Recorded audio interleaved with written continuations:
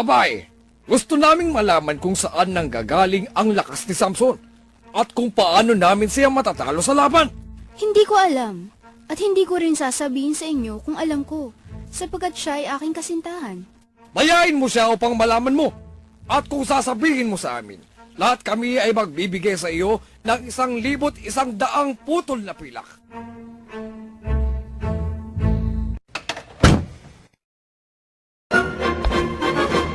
Samson, aking iniibig. Dinalan kita ng paborito mong pagkain. Maraming salamat, aking mahal. Alika, at saluhan mo ako sa pagkain. Mayroon sana akong gustong malaman tungkol sa iyo. Ano yun? Pwede mo bang sabihin sa akin kung bakit napakalakas mo? Bakit mo namang gustong malaman? Wala naman. Gusto kong malaman ang mga bagay tungkol sa iyo. Sige. Kung tatalian ako ng aking mga kalaban, ng 7 sariwang yanto na hindi natuyo kailanman, ay hihina ako.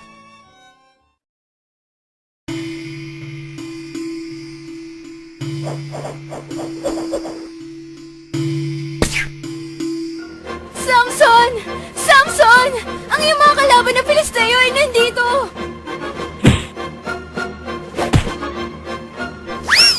Halika! Tama tayo! Patawarin mo ako kung hindi ko sinabi sa iyo kung paano mawawala ang lakas ko at matatalo ako.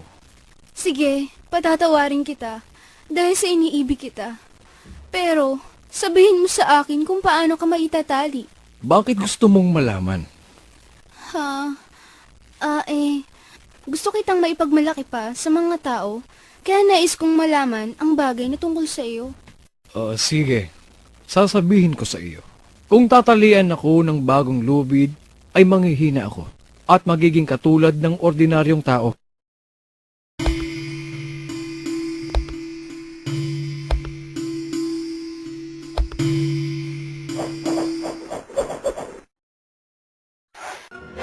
Samson!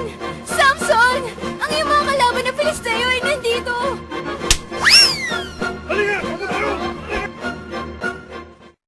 Muli ay pinaglaruan mo ako at nagsinungaling ka sa akin. Sige, sasabihin ko. Kung iyong hahabihin ng 7 tirinta sa aking ulo, nang hinabing kayo ay mawawala ang lakas ko.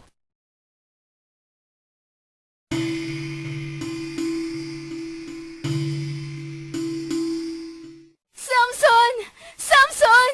Ang iyong mga kalaban na Filisteo ay nandito!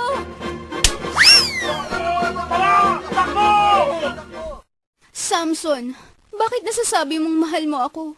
Subalit makaitlo mo na akong pinaglaruan at hindi sinabi sa akin ng katotohanan kung saan nanggagaling ang iyong dakilang kalakasan.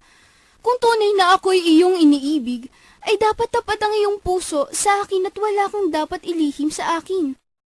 Walang pang-ahit na nagdaan sa aking ulo, sapagkat ako'y naging Nazareo sa Diyos mula sa tiyan ng aking ina. Kung ako'y ahitan, ay hihiwalay sa akin ang aking lakas.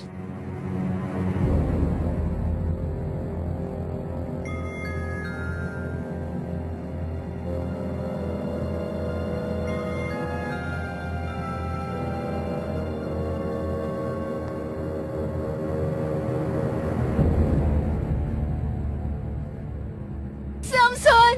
Samson! Ang iyong mga kalaban na Filisteo ay nandito!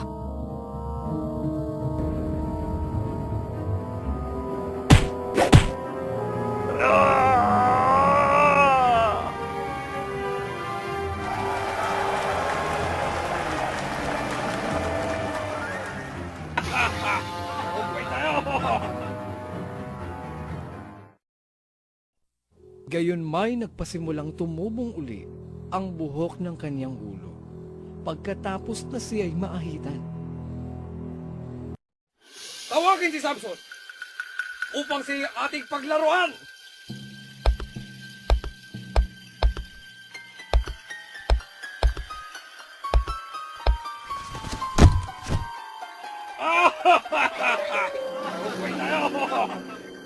Matali ka rito. Ipahipo mo sa akin ang mga haligi ng bahay.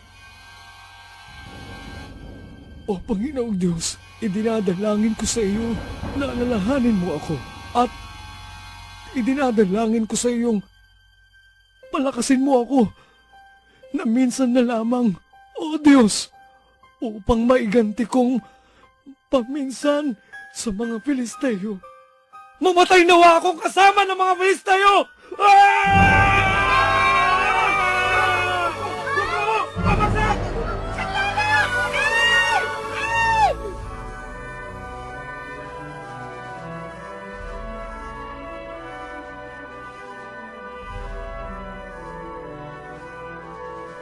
Thank you.